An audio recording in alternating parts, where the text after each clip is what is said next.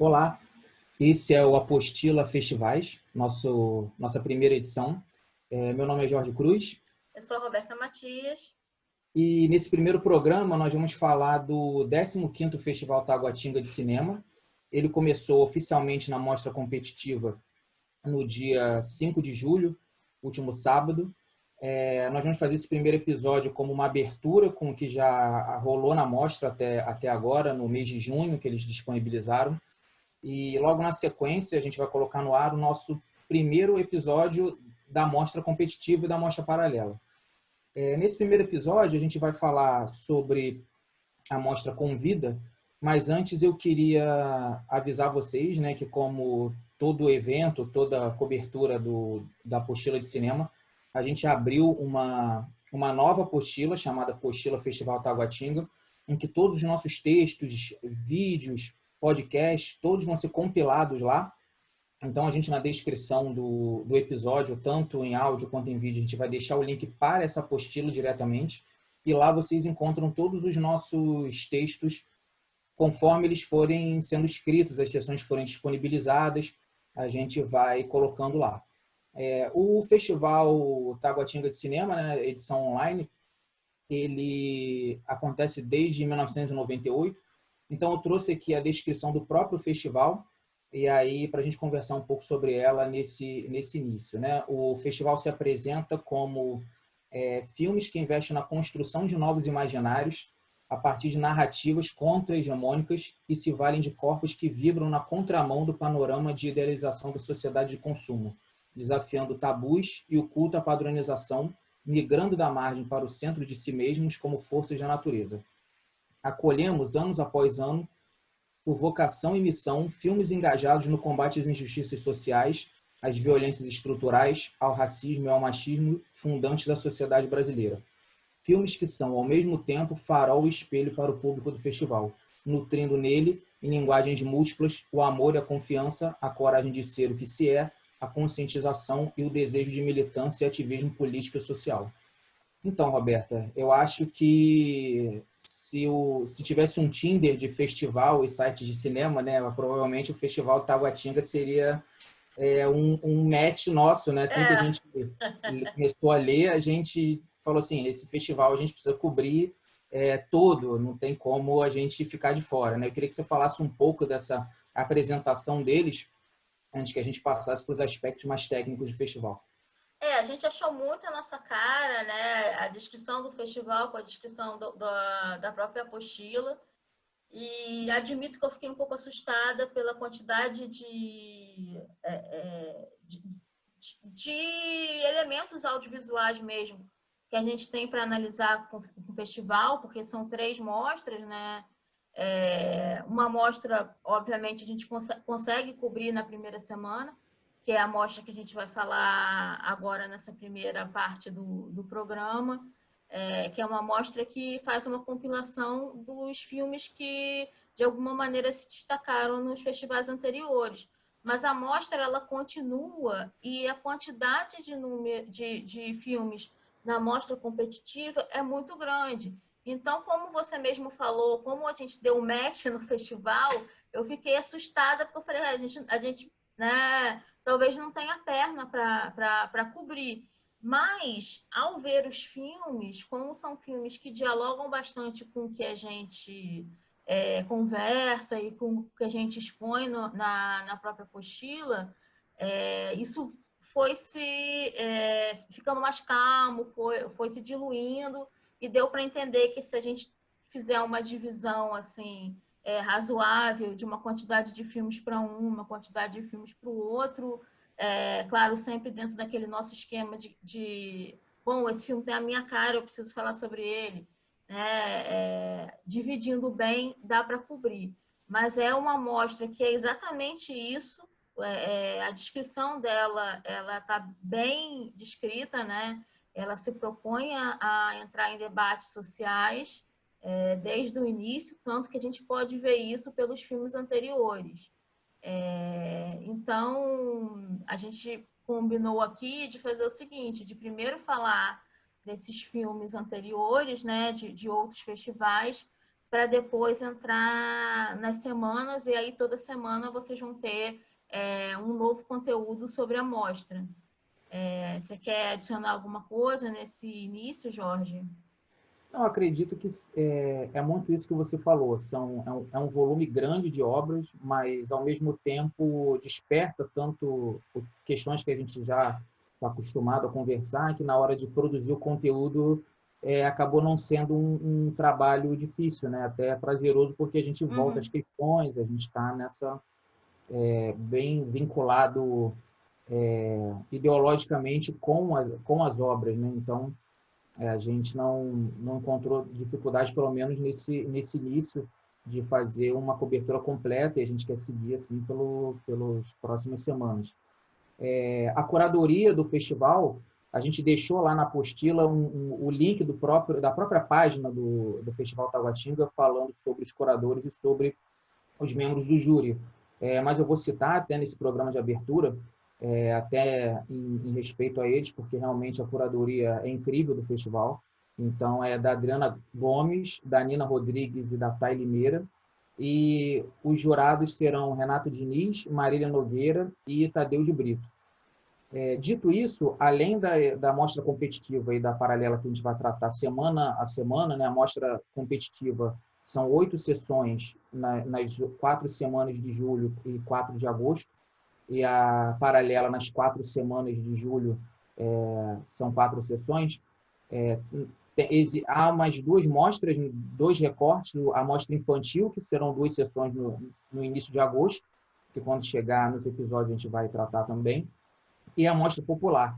A mostra popular são 445 curtas, a gente dividiu lá na apostila por região do Brasil, então eu acredito que seja o grande desafio a gente tentar compilar o máximo possível de obras dessa mostra.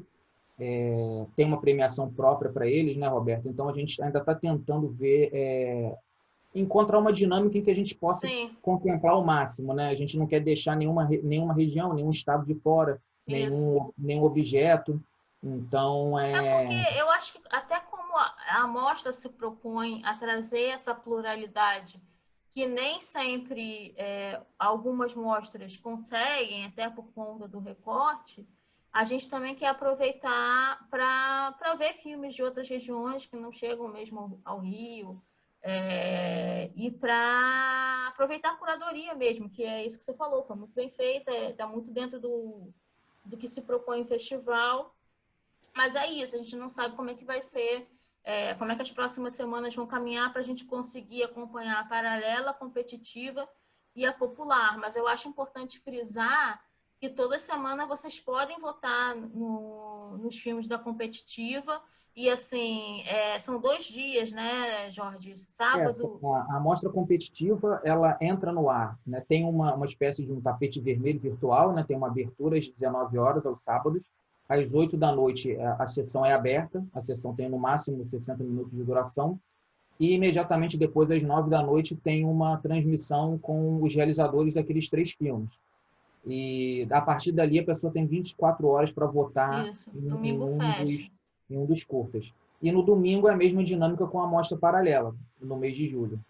Às 7 a abertura, às 8 disponibiliza, às 9 tem o debate e fica 24 horas aberto.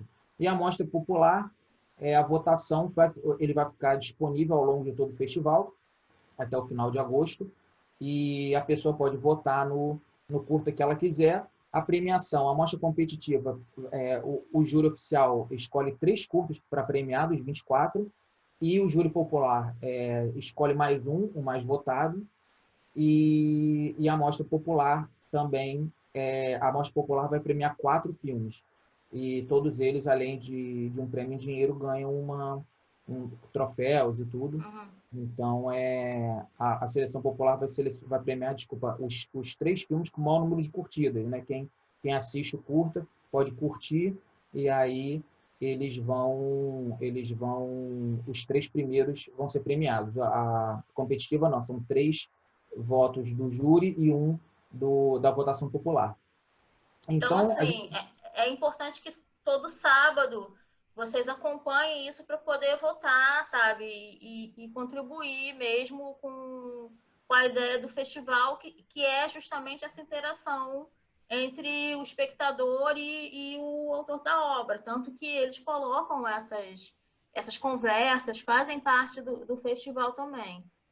Sim, a sessão fica disponível por uma semana, a conversa, o debate também com os realizadores também fica, mas a votação é em 24 horas. Então, é bom tirar uma hora do domingo para assistir os filmes de sábado e fazer a mesma coisa com uma paralela, porque você pode, às vezes, deixar de contribuir para uma obra que você gostaria que ganhasse, porque deixou passar. E aí, durante a semana, você pode rever quantas vezes quiser aqueles curtas e com mais calma e tudo. E então, nesse primeiro programa, a gente vai falar sobre a Mostra Convida, que trouxe 16 curtas que participaram de outras edições, né? Essa é a 15ª edição.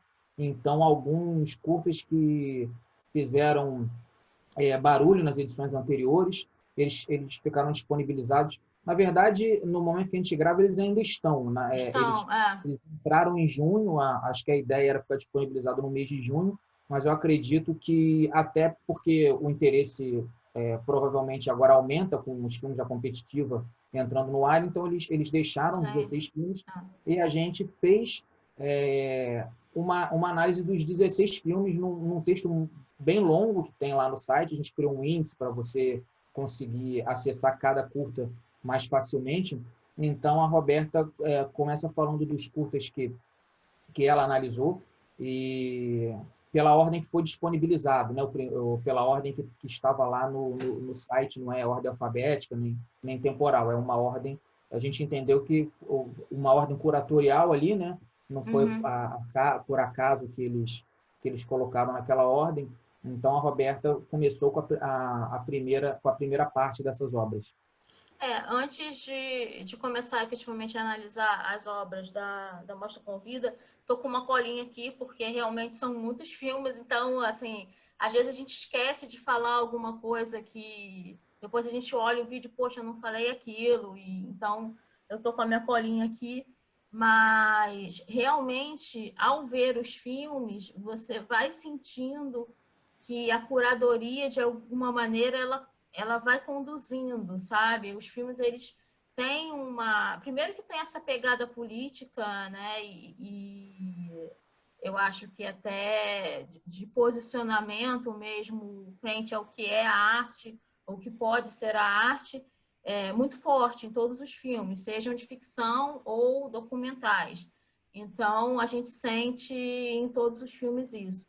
E segundo que eles dialogam entre si de alguma maneira. Então, depois a gente vai, quando a gente falar na segunda parte, a gente vai fazendo essa brincadeira também, porque alguns filmes que você viu, eu me lembrei de alguns filmes que eu vi das mostras anteriores.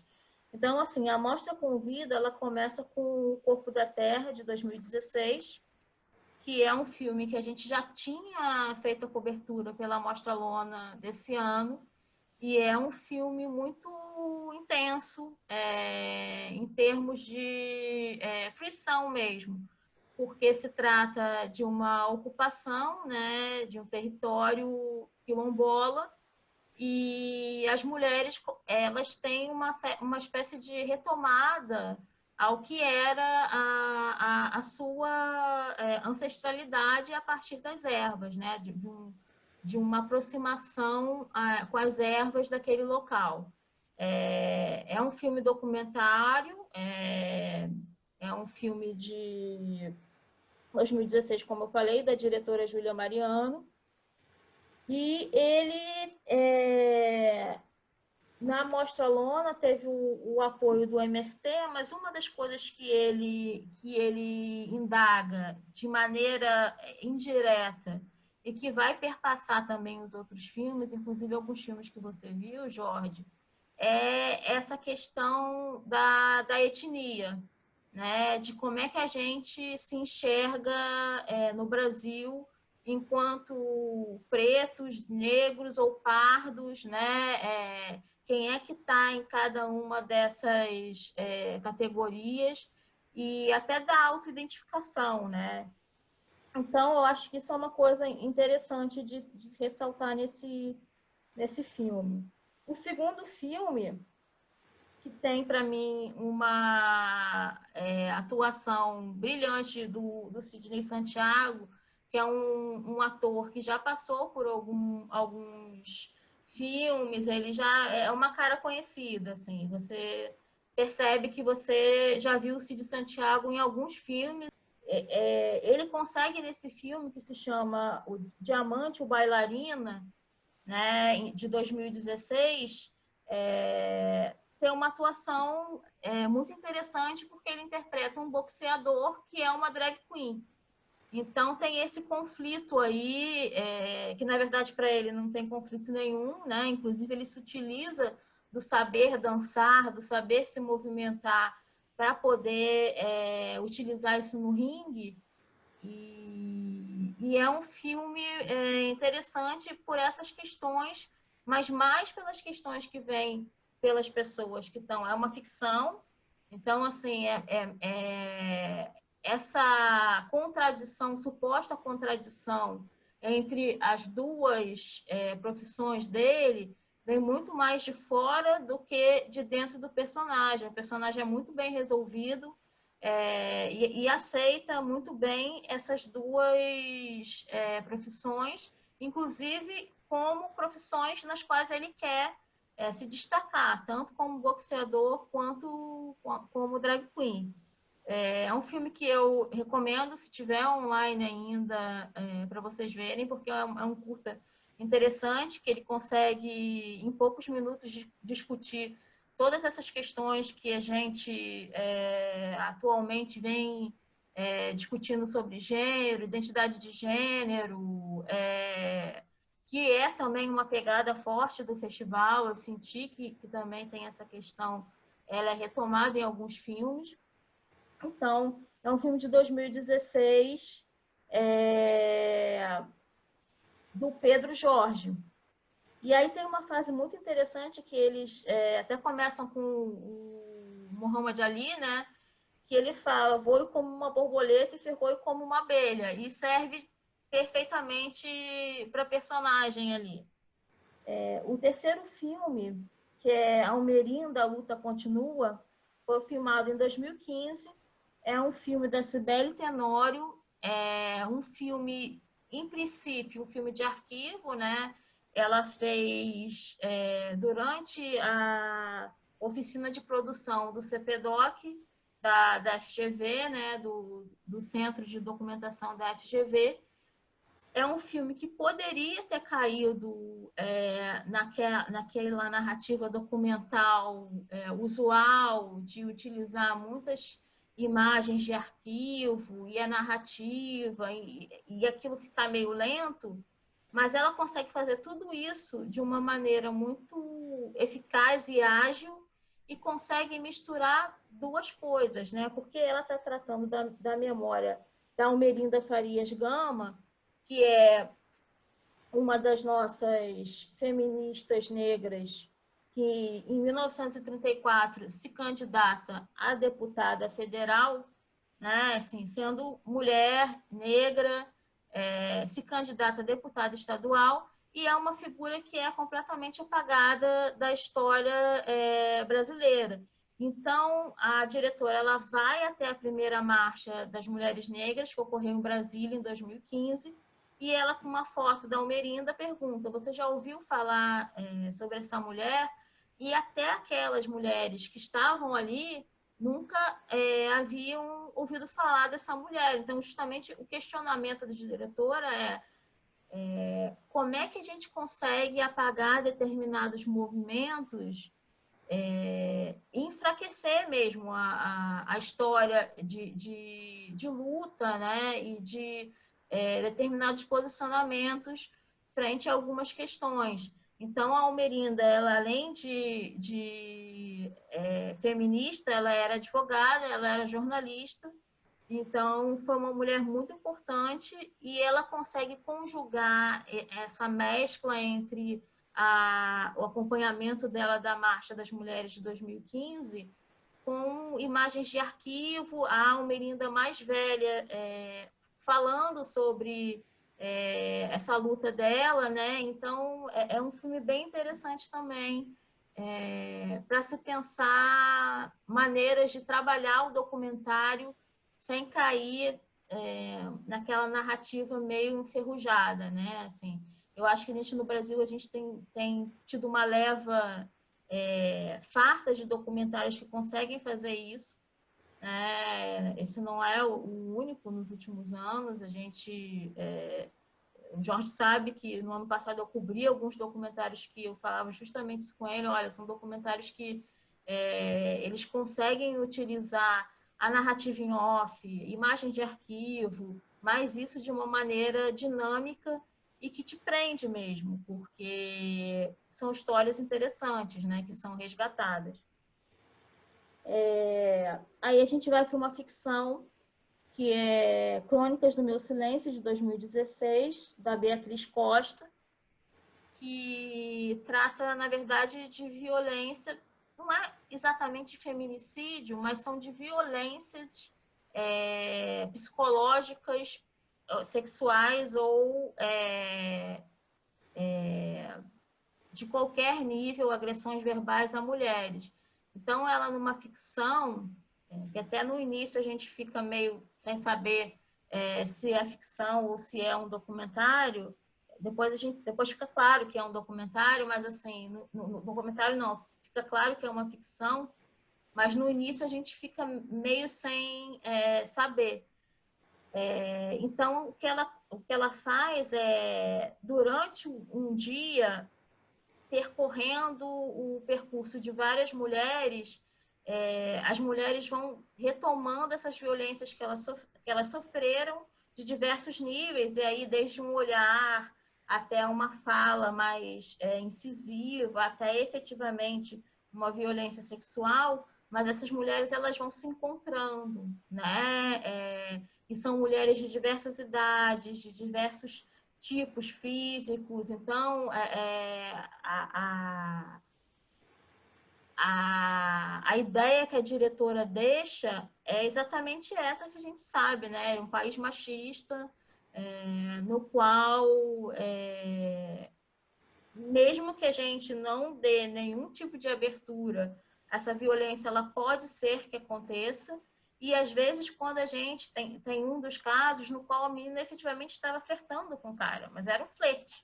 Isso não significa que ela efetivamente quisesse alguma coisa ou autorizasse que ele tocasse o corpo dela. Então, assim, também é um filme muito forte nesse sentido, né? E impressiona realmente a multiplicidade de casos que ela consegue abarcar em pouco tempo. Aí depois a gente tem o Translúcidos, de 2015, que é uma ficção na qual, né, como ele foi rodado em 2015, nessa ocasião a OMS ainda considerava a transexualidade como um desvio psiquiátrico.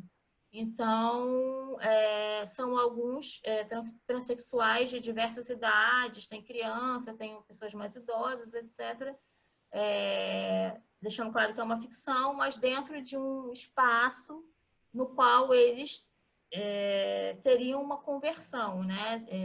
Passariam por um tratamento e, a partir dali, eles se enxergariam de acordo com o gênero que foi lhes dado durante o nascimento.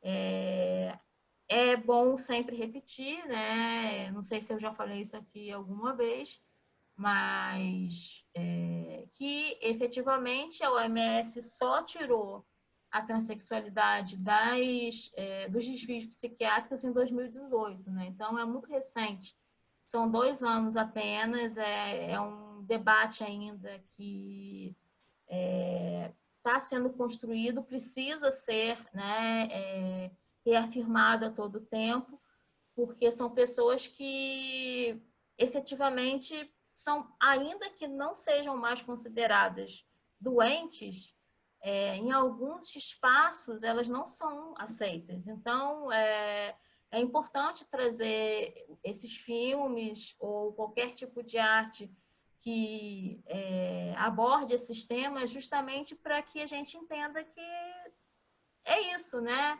As pessoas, elas se entendem de acordo com a sua percepção, o seu sentimento, e ninguém tem nada a ver com isso, né?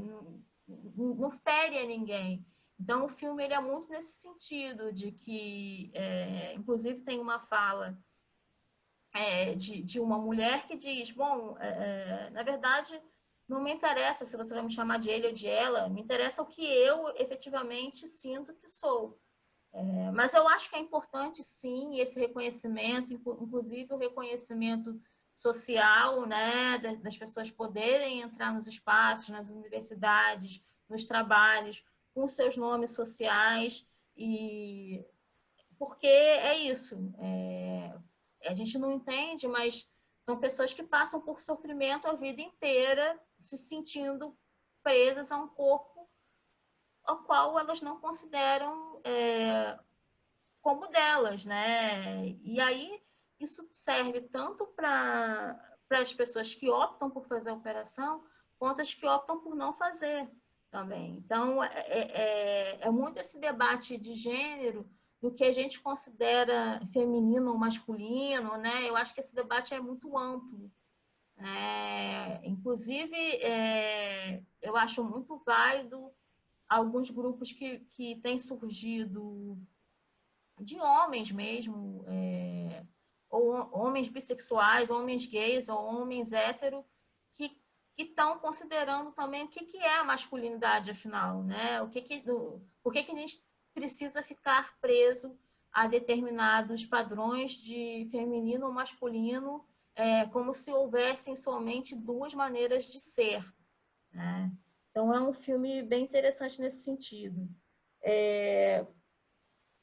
Depois a gente vai passar. Eu já me perdi acho que eu estou no quinto. Agora foi 1, 2, 3, 4, 5.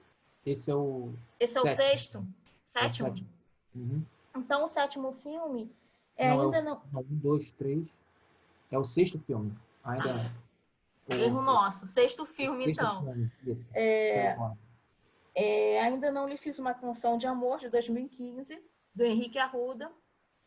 Ele trata de um casal. A gente já percebe no início do filme que já é um término, né? Assim, ou vias de um término, um casal que ele já está muito desgastado. É um casal gay, é o Greg e o Alessandro. E ele tem uma narrativa que lembra bastante o 500 Dias com Ela, né, do Mark Webb, porque ele vai fazendo a cronologia ao contrário, desde o dia que eles se conheceram efetivamente até aquele dia no qual alguma coisa está acontecendo que a gente não sabe exatamente o que é. Mas, diferentemente do filme do Mark Webb, o que acontece ali não é uma ilusão, ou não é uma projeção do outro, né? É um conflito em relação a uma possibilidade de bolsa de um dos dois, né? Então, um dos dois teria que se afastar e permanecer algum tempo afastado, porque ele ganha uma bolsa de estudos para estudar fora. Então, a dinâmica se dá a partir desse conflito. Mas, de qualquer maneira, eu acho muito interessante, porque, no final das contas, a gente está falando de pessoas que não conseguem lidar com a autonomia do outro, né? Que, de alguma maneira, há projeção no sentido de que um deles acha que o outro, para estar com ele, ou amá-lo, ou estar em um relacionamento, precisa estar colado, né, a ele, ou precisa ter o mesmo projeto que ele. No final das Então, contas, a gente sempre acaba criando uma expectativa, né? Mesmo que a gente não projete nossa felicidade no outro, nem idealize, a gente sempre tem uma expectativa, né? Que nem sempre, né? A gente tem expectativa com o amigo, a gente tem expectativa com a vida, né? Nós somos humanos, mas a curiosidade disso tudo é que o cara que vai tá falando, eu quero ficar com você, eu só tô indo fazer né, uma bolsa, eu não quero terminar, né? Ele é muito positivo nesse sentido, mas o outro não aceita, ele só aceita uma espécie de configuração que eu acho que também é uma das questões do festival e de alguns filmes que a gente vem vendo fora do festival mesmo, mas vem cobrindo, que é essa... como se a gente só tivesse uma maneira de amar e de ser amado e só tivesse uma possibilidade de estar junto ao outro, né? E que é muito contraditório, porque ao mesmo tempo em que a gente é progressista e luta por algumas causas de maneira muito incisiva mesmo, a gente se prende a alguns padrões que talvez não caibam mais, né? E aí é mais um questionamento mesmo, porque eu replico, óbvio que eu replico isso nos meus relacionamentos. Eu não sou uma pessoa extremamente, né? É só um questionamento que eu acho que vale para a nossa geração, nessa faixa aí entre os 30 e 40 anos, que ficou meio assim, ok, nós somos progressistas, mas até que ponto a gente consegue se descolar de algumas coisas que nos foram passadas e introjetadas mesmo, né? E como a gente está num... E aí vale para gênero, vale para um monte de outras questões. Como a gente está numa época de transição e de transições que estão vindo muito rapidamente, né? Talvez a gente não saiba mesmo lidar com algumas questões. E aí é a hora de sentar e falar, olha, nós não sabemos lidar com essa questão que aconteceu, que se impôs, que chegou, o que a gente vai fazer com isso, né? E aí eu acho que... né? Quer dizer, não temos a solução para isso, a gente não vai conseguir. Mas aí, talvez, se existir a possibilidade do diálogo, talvez exista um meio termo, que não é exatamente um meio termo, mas é um acordo, né? Sentar e falar, olha só, então fica acordado X ou fica acordado Y até determinado ponto e depois a gente senta e dialoga novamente. Isso eu acho que vale para qualquer tipo de relacionamento, né? Porque como são questões muito, muito novas, eu acho que é até humano que a gente não esteja acostumado a elas. Enfim, depois a gente vem para um filme também bem pesado, que é um documentário do coletivo Nós Madalenas, que pelo que eu pesquisei, ele não atualizou mais, ele tem 2 filmes documentários, mas parece que está parado no momento, que é o Mucamas, de 2015, e que ele trata justamente dessa questão laboral, que é uma coisa que acontece, eu acho que principalmente no Brasil, da questão das empregadas domésticas ou diaristas, né? Mulheres que trabalham com serviço de casa, que vivem disso. Então, eles pegam diversas mulheres e para poder falar, né, das experiências delas, de como elas chegaram. E, em geral, são mulheres que saíram de cidades muito pequenas para ir para uma cidade grande, né? Eu acho que é passado em São Paulo, porque o coletivo é de lá. Isso não é dito, mas eu acho que a maioria das mulheres é de São Paulo. E elas narrando que, bom, elas chegaram sem conhecimento algum, sem saber específico algum, e precisavam viver. Então, elas aceitaram os empregos nos quais elas conseguiram se inserir, ou seja, passadeira, faxineira, empregada doméstica, de uma maneira mais geral. que é uma coisa que vinha mudando, né? Eu acho que vem mudando. Eu não sei você, Jorge, mas na minha geração, eu não conheço nenhum colega que tenha efetivamente uma empregada doméstica ou qualquer São coisa. raras que contratam diarista. Eu conheço pessoas que contratam diaristas assim, tipo, de 15 em 15 dias para fazer uma faxina mais intensa em casa, ou alguma coisa do tipo. Mas é um emprego que ganhou acho que assim, elas ganharam muito quando houve a lei, as implementou, as reconheceu como profissionais, né? Eu acho que perderam muito com esse papo de somos todos grandes empreendedores de nós mesmos, que afetam outras milhões de profissões, né? As primeiras grandes vítimas, né? Porque a gente está falando de uma mudança, uma equiparação lá do final da década de 80, quer dizer, aos poucos isso foi migrando, foi passando a ser diarista, não ser uma funcionária contratada, e aí, com o passar do tempo, elas já estão nessa onda de empreendedorismo há muito mais tempo do que a grande parte da sociedade, né? Elas já Pois são é, obrigadas a... só que elas ganham o direito de ter a carteira assinada, né, efetivamente.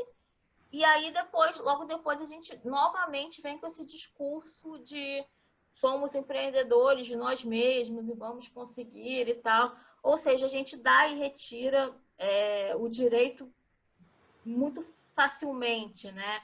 Ou a gente consegue iludir as pessoas de que aquilo vai ser uma coisa boa. E não estou falando só dessa classe profissional.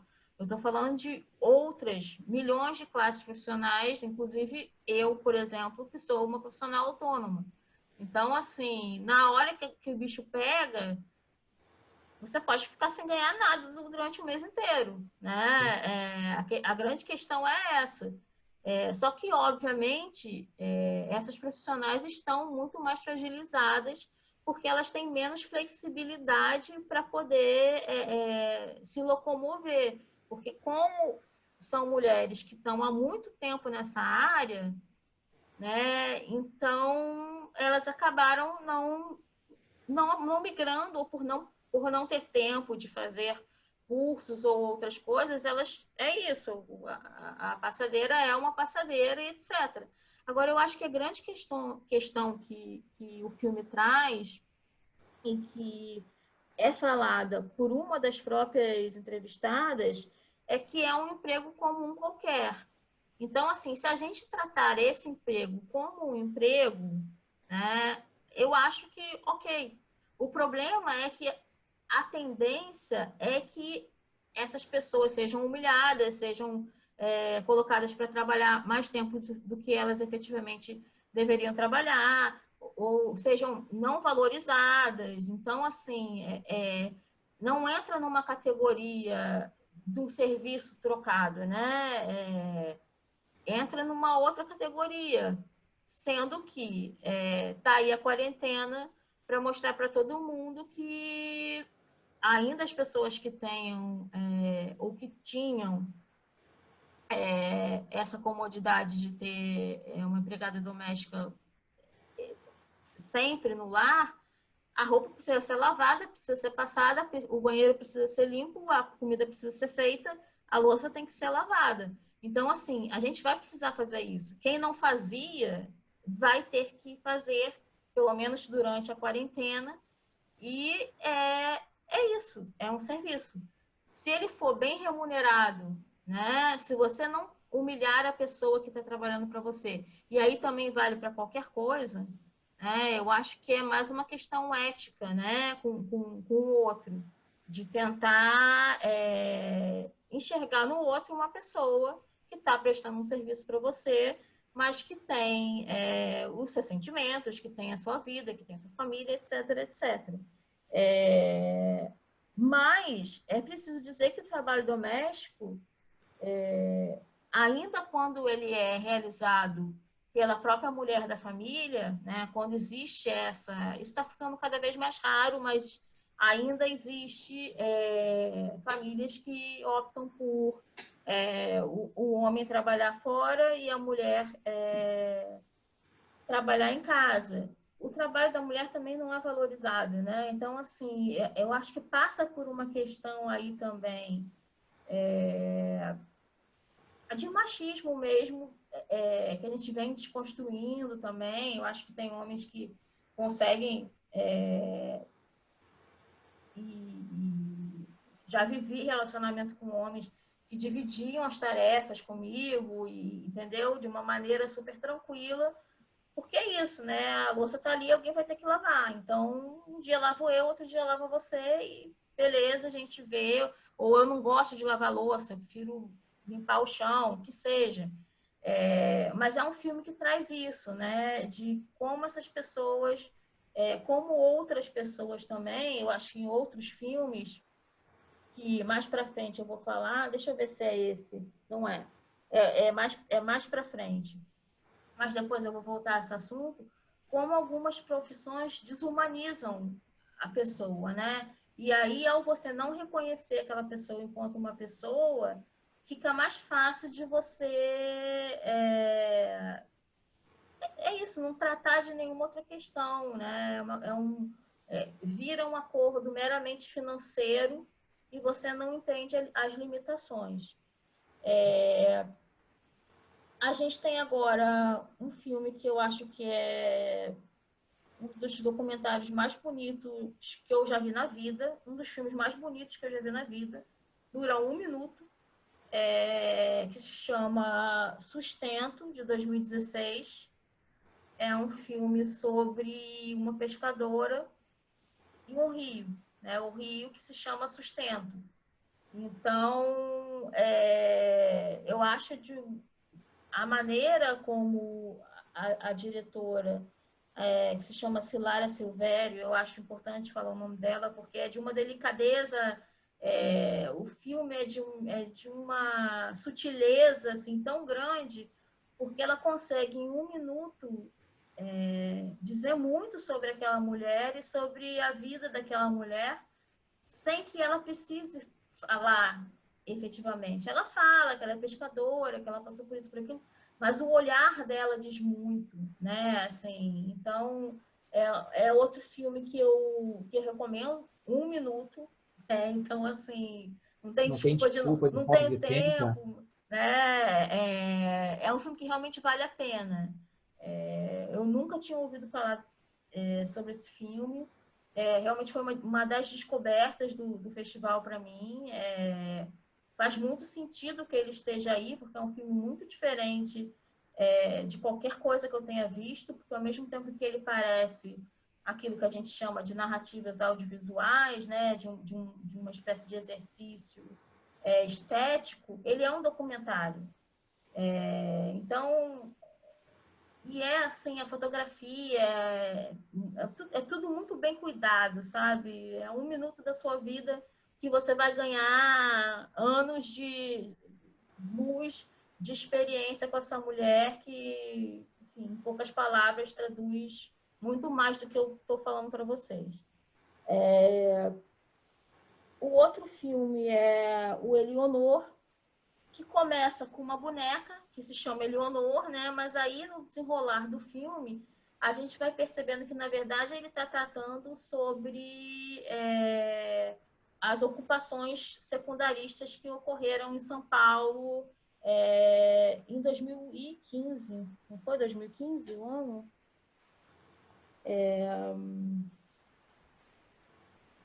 Deixa eu ver aqui. Acho que foi 2016, não? Não, 2015.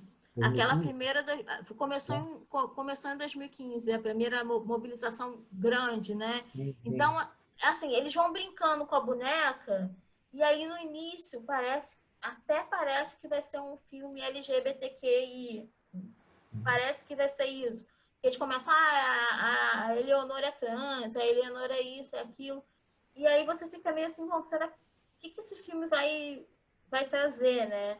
E no final a brincadeira com a boneca serve não somente para apresentar essa questão da sexualidade, que para essa geração é uma questão ultrapassada, né? Assim, para eles é muito. Eu acho muito interessante conversar, por exemplo, com um pai de adolescente, porque para essa geração entre os 13 e os 17 anos, é muito normal que um colega chegue e fale: ah, não, eu sou gay, eu sou bi, eu sou trans, e é que é uma questão que a gente teve a gente teve que se repensar, né? A nossa geração, ela ainda ainda é bem careta em alguns sentidos, né? Estou falando da geração como um todo, obviamente não estou tentando não generalizar, mas falando da geração como um todo. E aí esses secundaristas, a gente começa a entender do que se trata efetivamente o filme, que é das ocupações que ocorreram em massa em São Paulo, e o negócio foi se ampliando de uma tal maneira que ficou impossível não olhar para aqueles corpos jovens, né? E eu acho que se a gente tivesse. A gente olhou, né? Olhou porque teve que olhar, porque chegou a um ponto que não tinha como ignorar. Mas talvez se naquele momento ali a gente tivesse olhado com mais atenção, tivesse prestado mais atenção no discurso e no movimento, a gente não teria chegado aonde a gente está hoje, sabe? Eu acho que a gente perdeu uma oportunidade de aprender com aqueles jovens ali coisas que poderiam ter, talvez, nos levado para outro momento social. E eu acho que é mais ou menos isso que o filme traz também, sabe? Me deu essa sensação. A gente volta nesse assunto porque tem um outro curta lá na frente sobre as ocupações. Então, tem uma visão interessante também. Eu vou aproveitar o gancho quando for falar lá sobre esse A gente vai curta. voltar em alguns assuntos porque É, são curtas que se conectam. Por isso que é eu acho que. interessante a gente fazer esse apanhado do Convida, porque com o passar da nossa conversa, a gente já assistiu a primeira sessão da competitiva e da paralela. Então, a gente vê que tem uma lógica de objetos aqui que eles voltam. Uhum. A gente vai tratar de alguns, quando chegar a minha parte, eu retomo alguns outros que se vinculam com o que a Roberta falou, mas nos próximos programas a gente com certeza vai voltar a muitos assuntos que a gente já trouxe aqui, ou linguagens que foram usadas, né? Porque é uma construção coletiva, né, de qualquer maneira, né? Porque refletindo a sociedade, como a gente acredita que o audiovisual faz, né? Então, essas não são coincidências, né? Mas eu acho muito interessante porque, assim, a curadoria, efetivamente, ela é muito bem feita nesse sentido, né? Porque ela vai retomando os assuntos e vai costurando de uma maneira os filmes que você consegue fazer essas conexões e até, de repente, para repensar um tema, né? Eu acho que ele talvez seja um festival que esteja o tempo todo se repensando mesmo. E isso é ótimo, porque eu acho que está mais do que na hora da gente se repensar enquanto sociedade. O outro filme, que aí eu já me perdi, já deve ser o 10º, É o nome. Não, o décimo, realmente. se chama Carroça 21, de 2018. É, e ele é um filme que é dirigido pelo Gustavo Pera, e ele consegue também fazer uma coisa muito impressionante a partir de uma catadora de lixo, daquelas que tem carrinho, né, na rua. Porque ele consegue mostrar a complexidade dessa mulher, e essa mulher ela fala coisas assim que você fala, cara, essa mulher é uma pensadora contemporânea, né? Ela tem 7 filhos, teve uma vida muito difícil. Na verdade, ela tem 8 filhos porque a 8ª filha foi retirada dela. Então, é o único momento em que você efetivamente vê que ela sente, né? Ao falar da filha que foi retirada, ela sente, ela chora e tudo. Mas durante todo o tempo, ela tá sorrindo, ela tá falando: eu me virei com com que eu consegui fazer da vida, né? E consegui sustentar 7 filhos com isso. Então, e aí, em algum momento, ela fala que o problema não é a cidade, né? Porque ela está em São Paulo. Ela fala que o problema são as pessoas. Até no texto, depois se vocês forem ler, eu digo isso, que eu discordo um pouco dela, porque afinal a cidade ela é feita pela e por e pelas pessoas, né? Então concordo que o problema realmente são as pessoas. Eu acho que a gente tem muita dificuldade de, novamente, né? Essa invisibilidade, essa se esse diretor não tivesse parado para escutar essa mulher, possivelmente ele não teria retirado, ninguém teria retirado dela essas questões e aquilo não teria fluído de uma maneira tão... Porque a gente vê que podem ter sido provocações feitas por ele, mas são muito indagações que a própria Maura tem sobre a vida e sobre a maneira como ela conseguiu se construir, se reconstruir ali em São Paulo. São Paulo é uma cidade dura, sim, é uma cidade complicada, como eu acho que todas as grandes cidades o são, né? Não é um problema de São Paulo. Eu acho que passa muito por essa questão da invisibilidade também. A gente acaba ficando... A gente precisa endurecer um pouco para poder suportar a quantidade de desigualdades e de injustiças a quais nós somos efetivamente bombardeados diariamente. E aí, assim, é óbvio que eu estou aqui dentro da minha casa, super tranquila, tenho um teto, tenho comida e tudo. Não estou me colocando no lugar da Maura, não sei o que ela vive, mas isso impacta psicologicamente a sociedade como um todo, né? É uma estrutura muito dura mesmo, né? Você precisa meio que se blindar para poder conseguir viver e vendo essas coisas e entendendo que você sozinho não vai conseguir mudar estruturalmente nem o seu bairro, né? Quanto mais uma cidade, um país ou um mundo. Mas a Maura, ela é uma pessoa muito complexa e de uma coerência e sabedoria que eu acho que o Gustavo consegue apresentar muito bem no filme. Eu ia fazer um adendo. Me lembrou muito o Catadores de Gente, que é um outro curta do Rio Grande do Sul, que fala justamente dos catadores, de uma catadora, e é interessante como a gente fala de invisibilização, e eles estão um pouco no limiar, né? Quer dizer, eles circulam pela cidade toda, e eles, ao contrário de quem está em situação de rua, eles são recebidos pelos lugares porque eles estão cumprindo uma função ali dentro do esquema que a sociedade entende do que é um organismo. Então, eles transitam por todos os lugares, eles estão em todos os lugares, eles vão adquirindo um conhecimento sobre territórios, sobre a cidade, muito grande, né? E mesmo assim, eles são invisíveis para a maioria das pessoas, né? Eles são desumanizados, né? Eu acho que isso é isso, na verdade, que eu queria falar, porque com essa transitoriedade que ela consegue exercer por conta do trabalho, ela conhece um monte de gente. Então, ela escuta um monte de histórias.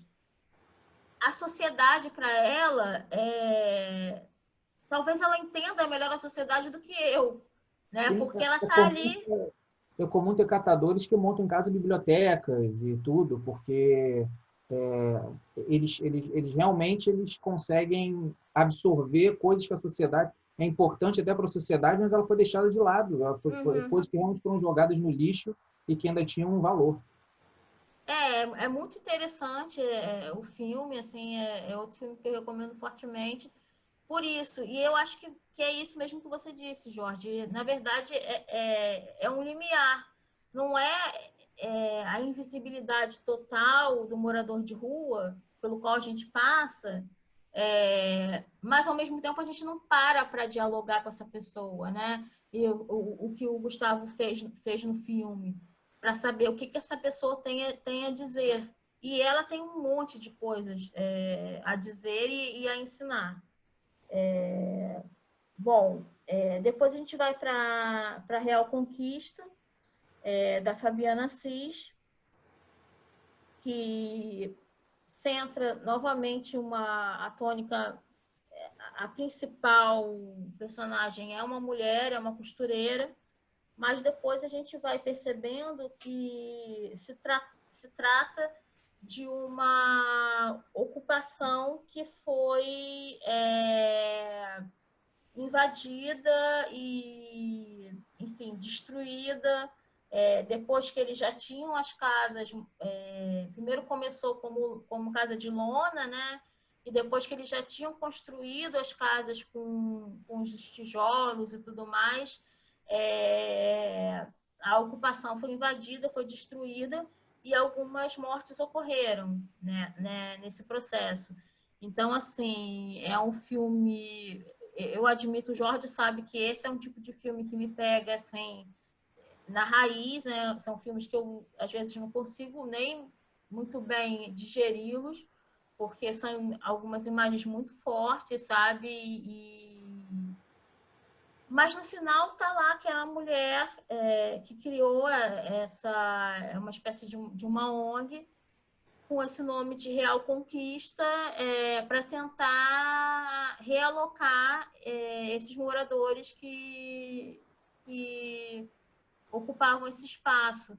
E ele dialoga bastante, na verdade, de uma maneira bem diferente, mas dialoga com um outro filme que eu vou falar mais para frente da mostra, que é a mostra competitiva. Mais competitiva. Isso.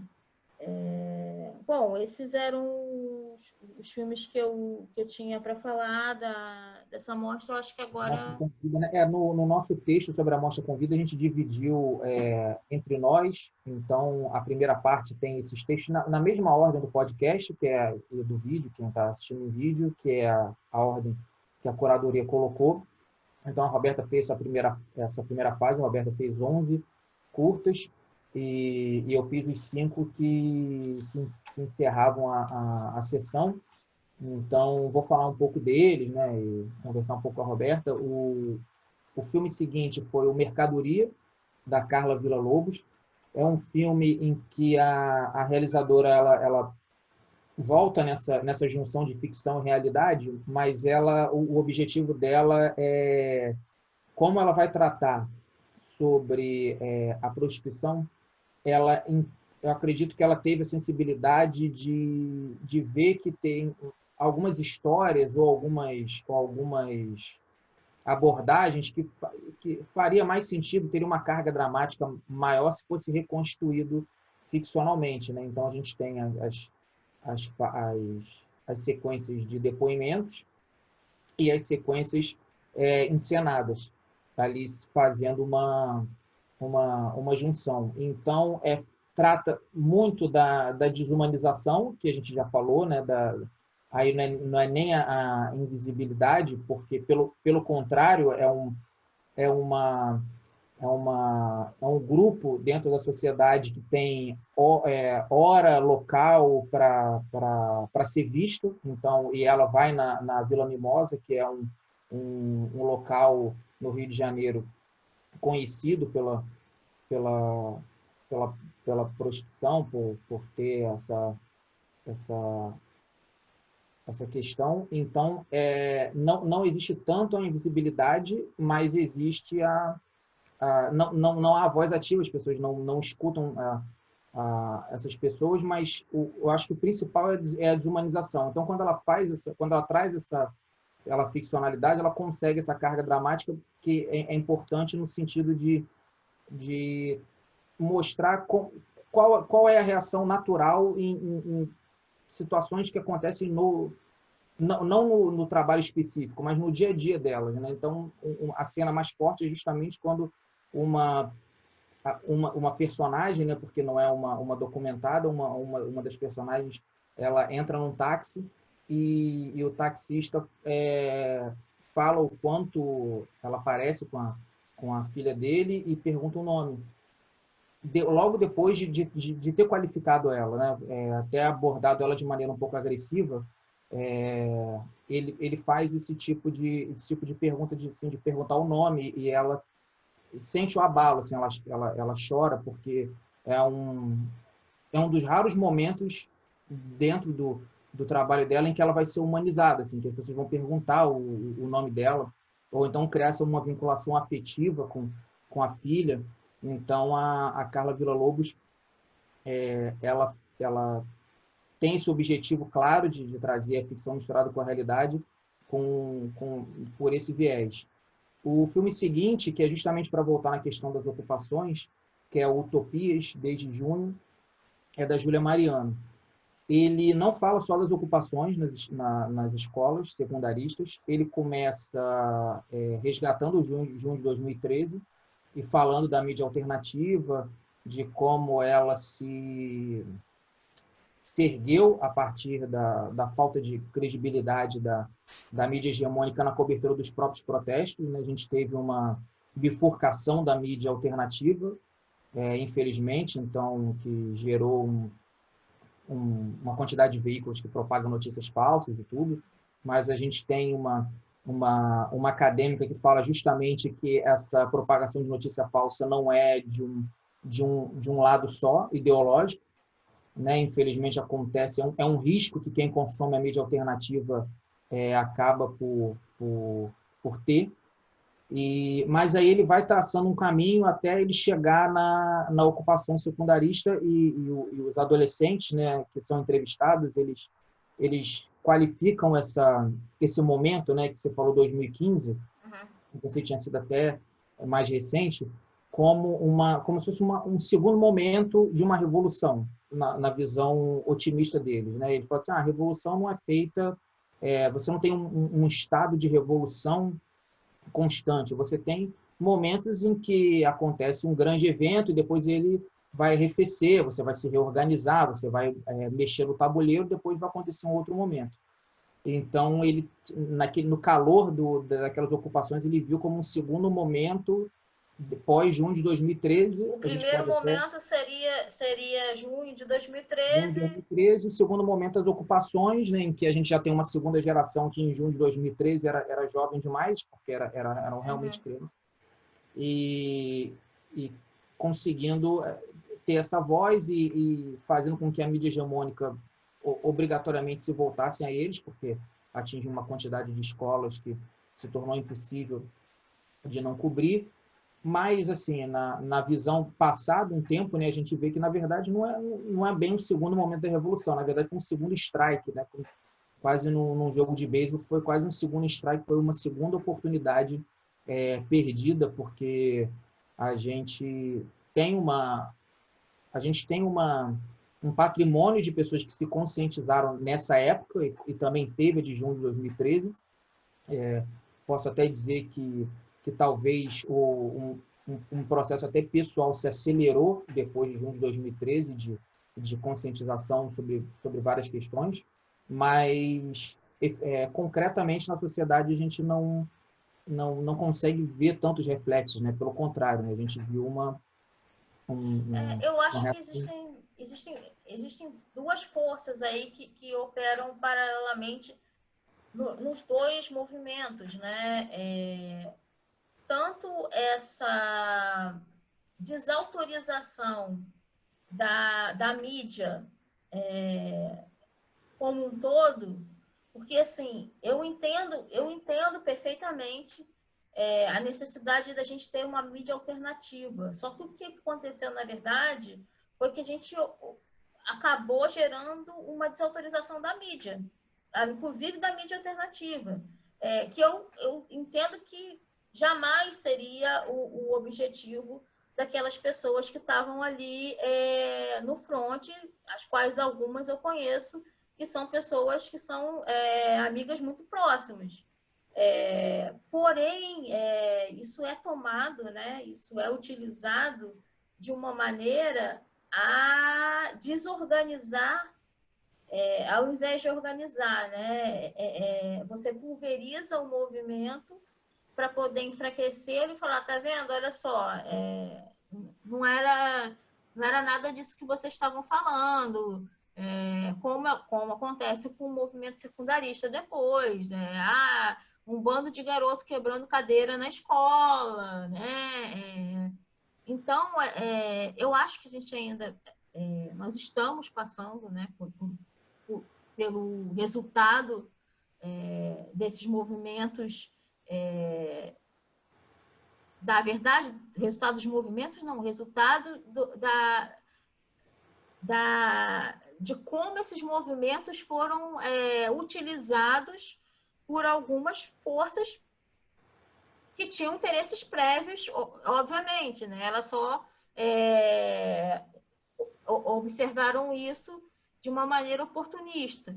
Então, assim, eu acho muito cedo para a gente ainda. Tem algumas análises, tem um livro pequenininho que eu recomendo, que é O Ódio como Política. Ele é bem fininho, Vários artigos, né? Hã? São vários artigos, quer dizer, dá São para vários você... artigos, ele é bem fininho, ele é um livro que dá para ler rapidamente. Então, assim, existem algumas reflexões, mas eu acho que a gente só vai efetivamente conseguir entender o que aconteceu em 2013, em 2015, em 2018, em 2019 e em 2020, daqui a alguns anos, né? A gente traça análises políticas e sociais, mas é muito difícil, porque, por exemplo, esse otimismo que a gente via em 2013, eu observei, eu fui a quase todas as manifestações, algumas coisas na ocasião já me preocupavam, principalmente essa coisa do sem partido, aquilo ali já me soava um pouco esquisito, porque se a gente vai sem partido, a gente está indo para onde, né? Exatamente o que, né? Entendia que no calor do momento algumas pessoas pudessem estar insatisfeitas com os partidos que se colocavam como possíveis, né, de serem votados ou os mais hegemônicos naquele momento. Mas algumas coisas me preocuparam, mas efetivamente eu jamais imaginei que a gente chegaria a essa... Foi quase uma virada completa do tabuleiro, né? Sim.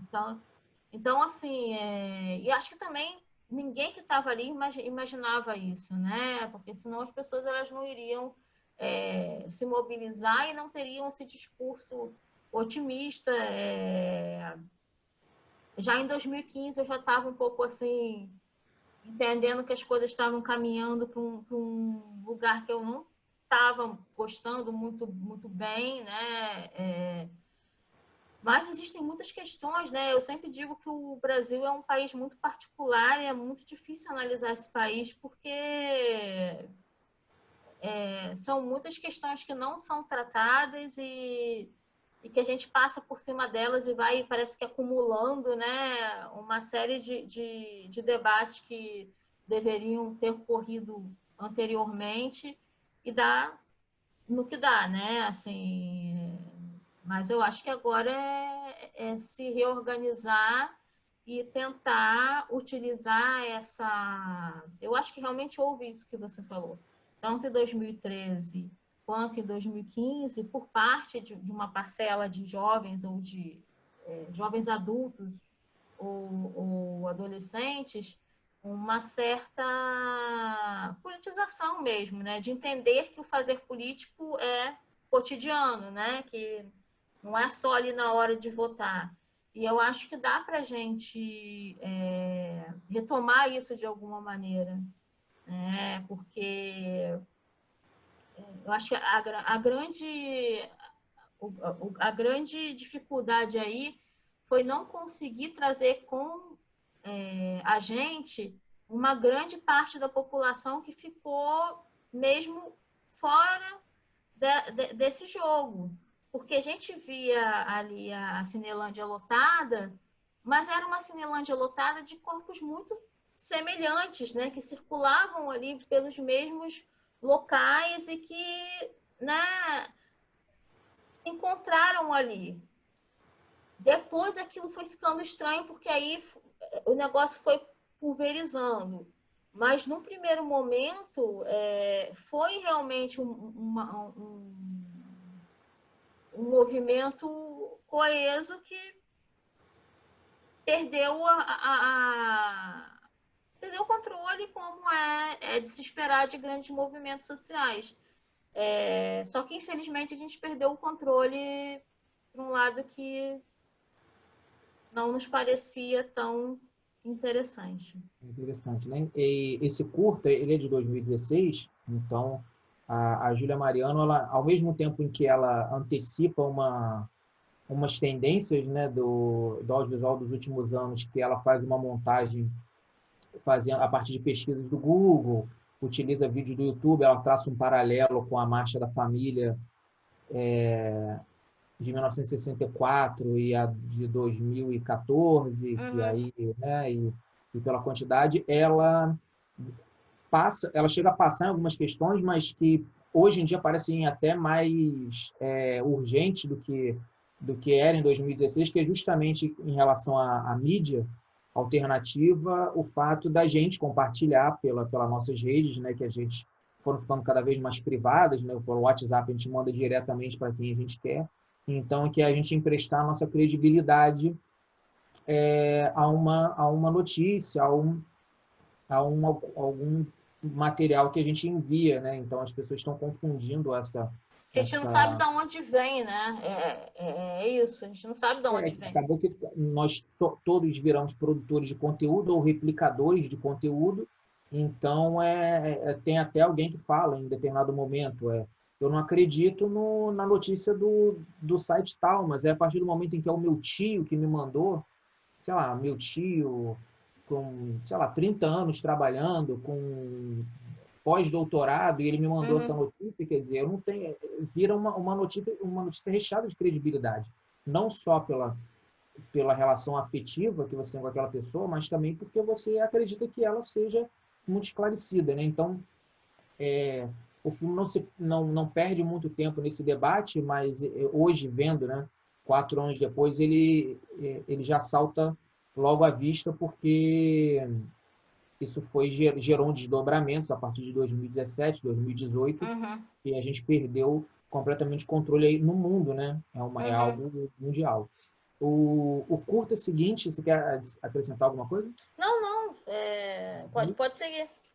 Pode seguir? Pode. O curta seguinte, assim, eu recomendo muito porque ele é basicamente em cima de uma entrevista, Meg, a margem que migra para o centro, da Larissa Nepomuceno e do Eduardo Sanches, que é uma entrevista com uma travesti negra que conseguiu o título de doutora e virou notícia e foi celebrada, e ela faz questão de dizer que isso não é para ser celebrado, isso é um protesto, porque se é algo que até hoje é digno de virar notícia, de eu dar entrevista, justo pelo Tem fato alguma coisa errada, né? de doutora, porque está errado. E ela traça um paralelo com as descobertas que ela fez a partir da leitura do Bom Crioulo, do Adolfo Carmin, que foi um livro lançado em 1895, é considerado um dos primeiros romances no Ocidente sobre a homossexualidade.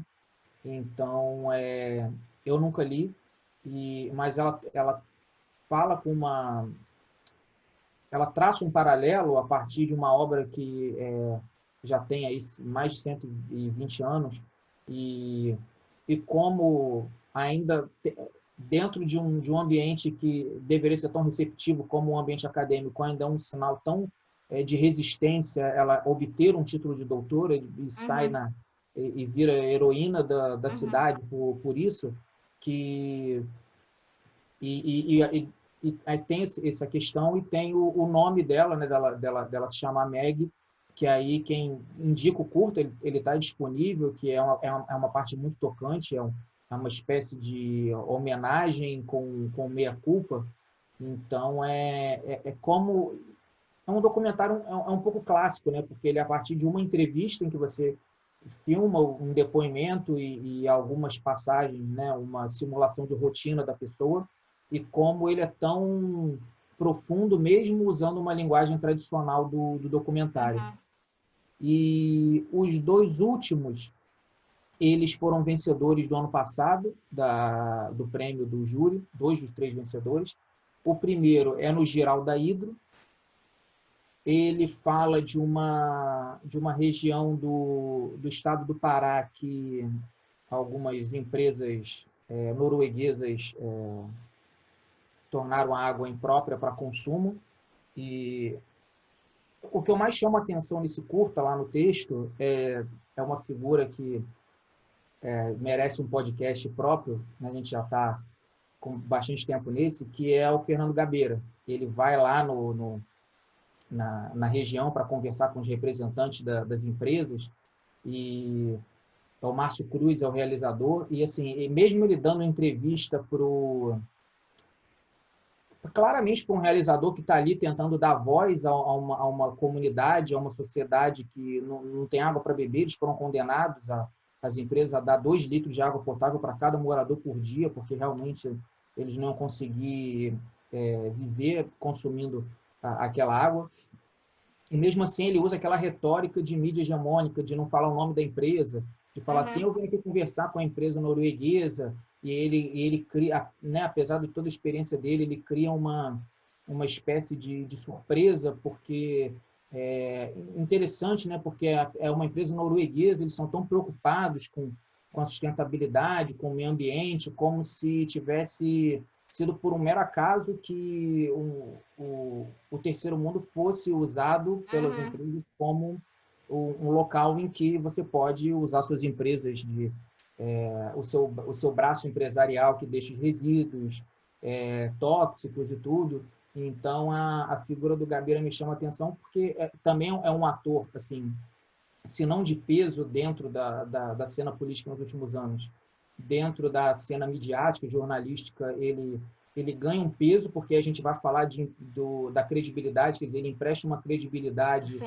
para um grupo de pessoas que vê ele ali normalizando algumas condutas durante a eleição, de candidatos e tudo. Então, ele faz parte de um xadrez ali em que eles é uma peça importante por emprestar uma credibilidade histórica. Então, foi interessante revê-lo assim, já quase no final dessa sessão da Mostra Convida. E é um filme denúncia, de qualquer forma, né? Então, vale a pena ser assistido. E o último, que foi o que mais me impressionou, ele tem 4 minutos só, da Marina Pontes, se chama Sair do Armário. Ela é uma realizadora da Bahia, e o curta, basicamente, assim, se a Roberta indicou de 1 minuto, sustenta, eu indico esse de 4 minutos, quer dizer, também não tem desculpa de falta de tempo, que assim, num fundo preto, ela só usa as palavras do diálogo e ela contando para a mãe que ela é lésbica. E a mãe reage muito mal, extremamente preconceituosa. Ela grava mesmo. Eu não sei se, sinceramente, eu não sei se é gravado ou se é simulado, simulado a reação. Assim. Parece ser gravado, Roberto, assim, porque ele é bem tocante com relação a isso. E assim, é impressionante, assim, é impressionante como o curta se dá, porque a mãe é muito franca com ela, né? Em determinado momento ela fala que não quer isso para a filha, porque ela não quer que a filha sofra com preconceito, e fala assim, já não basta o preconceito meu e do seu pai, quer dizer, ela deixa bem claro que ela com muitas aspas, contra essa... Né, ela deve entender ainda que é uma opção da filha. Então, é um curta, assim, ele é muito... Ele não usa nenhum elemento cênico, nem nada, ele só usa as palavras, né? Parece aqueles vídeos mesmo aqueles que tem muito no YouTube, até de música, que só usa as palavras, né? Porque aí você realmente você fica focado nas palavras e nessas situações as palavras elas têm o poder de agredir muito mais do que uma tentativa de agressão física, né? O peso das palavras, então você vê elas escritas ali. E é muito promissora essa realizadora, e ela apresentou esse curta, ela ganhou o prêmio, ela apresentou em outros lugares, e ela tem um outro curta que vai estar na competitiva desse ano, se eu não me engano é a sessão 7, que é o que a gente faz agora. Esse curta, o Sair do Armário, ele passou por Tiradentes ano passado, ganhou o prêmio em Taguatinga, e o que a gente faz agora já circulou por Gramado em 2019, quer dizer, ela traz uma espécie de experimentalismo, digamos assim, mas ele é tão potente, é tão direto, que ela conseguiu, em pouco tempo, com esses dois curtas, transitar em festivais bem diferentes, de temáticas importantes, diferentes, né? importantes, né? Quer dizer, o Festival de Gramado tem um recorte muito diferente de Taguatinga, que talvez se aproxime mais de Tiradentes, mas Gramado a gente está falando de um outro tipo de festival, quer dizer, então termina com uma mensagem muito forte com uma realizadora que vai apresentar uma outra obra nesse Festival de Taguatinga, quer dizer, ainda deixa uma expectativa por uma mostra, por uma das sessões que estão por vir. Então, queria que você acrescentasse, Roberta, a gente conseguiu falar dos 16 curtas da Mostra Perdida, ficou mais longo do que a gente imaginava, mas acho que seria impossível e a gente não gosta realmente de excluir, ou a gente fala de todos, ou fala de linhas gerais, né? Não fala de nenhum especificamente. Então, eu vou até colocar a minutagem em que a gente fala de cada um, para quem quiser saber direto. mas eu queria que você acrescentasse o que você quisesse e avisando que quem chegou aqui, que a gente vai colocar esse episódio no ar provavelmente em simultâneo com a semana 1, com a competitiva e a paralela, que a gente vai gravar junto. Então, esse é o primeiro episódio da apostila festivais. Então, o segundo já vai ser sobre a cobertura semanal do festival. Então, Roberta, obrigado pela conversa. Eu queria que você deixasse aí um recado final para a gente encerrar o episódio de hoje. Só uma coisa que eu acho que resume bastante, inclusive no último filme, né, no Sair do Armário, é que apesar das linguagens serem muito diferentes, inclusive esse ser um curta que eu não vi, mas que me parece ser em linguagem experimental, né? Tanto que ele transita por vários espaços diferentes, vários festivais diferentes, a questão política ela se coloca de uma maneira ou de outra, né? Então são recortes muito definidos pelo Festival de Taguatinga, que eu acho que quem se interessa por essas questões é interessante acompanhar o festival como um todo, justamente para pensar essas costuras mesmo que eles fazem entre uns filmes e outros, e essas retomadas das questões a partir de outras visões, né? Por exemplo, essa diretora, ela apresenta uma forma completamente diferente de qualquer um dos outros filmes, como, por exemplo, o filme que eu citei, né? Então, eu acho que o Festival de Taguatinga vem aí se consolidando como esse espaço de cinema político, mas sem esquecer de pensar a parte estética, né? Uma coisa vinculada à outra. É só isso que eu queria dizer, acrescentar, né? E agradecer a quem nos escutou até agora. Desculpar pela demora, mas é que a nossa tendência é realmente de debate. A ideia é que a gente consiga interligar um filme ao outro e sem deixar que nenhum realizador passe batido, porque são filmes realmente muito interessantes. Então, a gente se vê daqui a pouco, né? A gente vai dar um intervalo aqui na gravação e gravar sobre a competitiva e a paralela, mas então eu indico, a gente não sabe, provavelmente deve ficar até o final do festival, então a gente indica fortemente que quem puder acompanhar, né, junto com as mostras que estão em curso, esses curtas da Mostra Convida, que traz obras que foram apresentadas em anos anteriores, a gente recomenda que se assistam todas, vá assistindo aos poucos, né, cada semana, assistir uns 2 ou 3, porque vale muito a pena, e dialogam com obras desse ano, e a gente já vai, com o episódio seguinte, a gente já vai trazer as produções desse ano, a gente vai ver que tem muitos assuntos em que eles dialogam. Então, muito obrigado para quem ouviu ou assistiu o primeiro Apostila Festivais. E, então, no próximo programa, a gente fala da primeira semana da Mostra Competitiva e da Mostra Paralela do Festival de Taguatinga. Obrigado. Até mais.